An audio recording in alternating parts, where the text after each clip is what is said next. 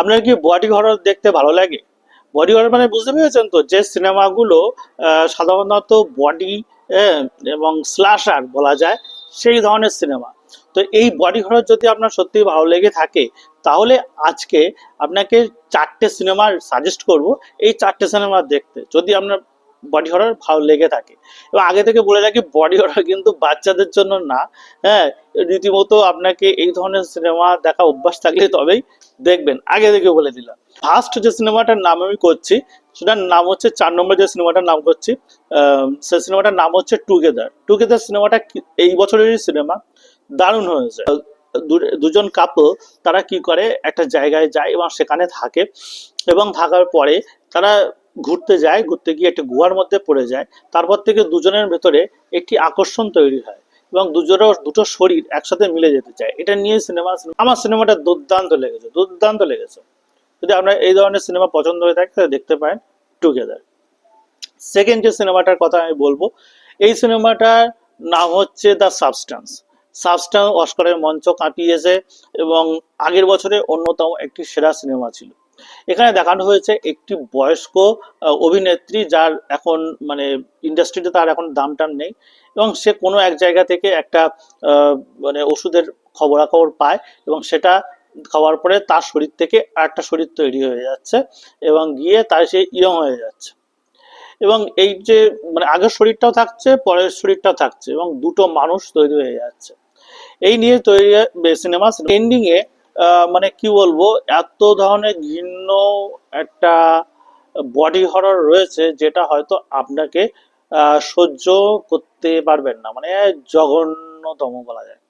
হ্যাঁ, তো যাদের এই ধরনের, আগেই বলেছি, যাদের এই ধরনের সিনেমা দেখতে পছন্দ, তাদের দেখতে পারেন। তো সাবস্টেন্স সিনেমাটা সব থেকে বড় ব্যাপার হলো, সাবস্টেন্স সিনেমাটার যে পিছনের যে কথাগুলো আছে, অন্তর্নিহিত যে কথাগুলো আছে, সেগুলো সুন্দর, যে কারণে অস্কারের মঞ্চ কাঁপিয়েছিল। এখানে ডেমি মুর, মার্গারেট কোয়ালি যে আছে অভিনেত্রী, দুজনের সিনেমা দেখতে পারেন। এরপর হচ্ছে, এই সিনেমাটার নাম হচ্ছে র।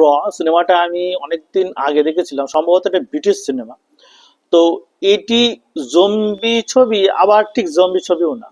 এখানে দেখানো হয় এটা হোস্টেল, হোস্টেলের ভেতরে কয়েকজন থাকে, কয়েকটা মেয়েও থাকে, এবং হচ্ছে সেখানে দেখানো হয় কোনো একটা রিয়াকশন বা কিছু একটা হয়েছিল।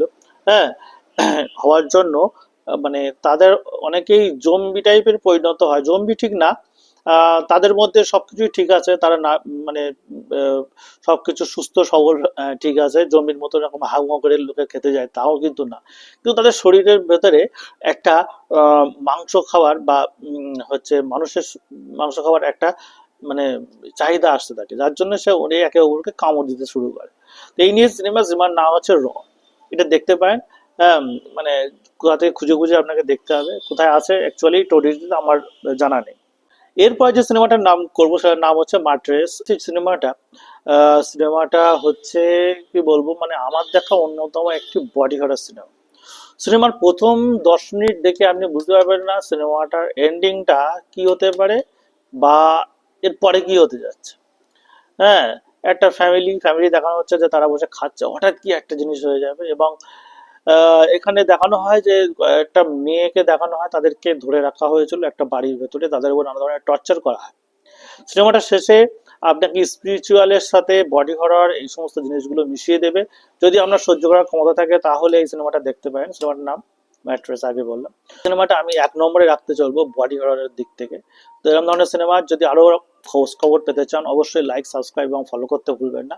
হ্যাঁ, আমি এরকম ভিডিও তাহলে আরো কিছু করতে পারি। ধন্যবাদ।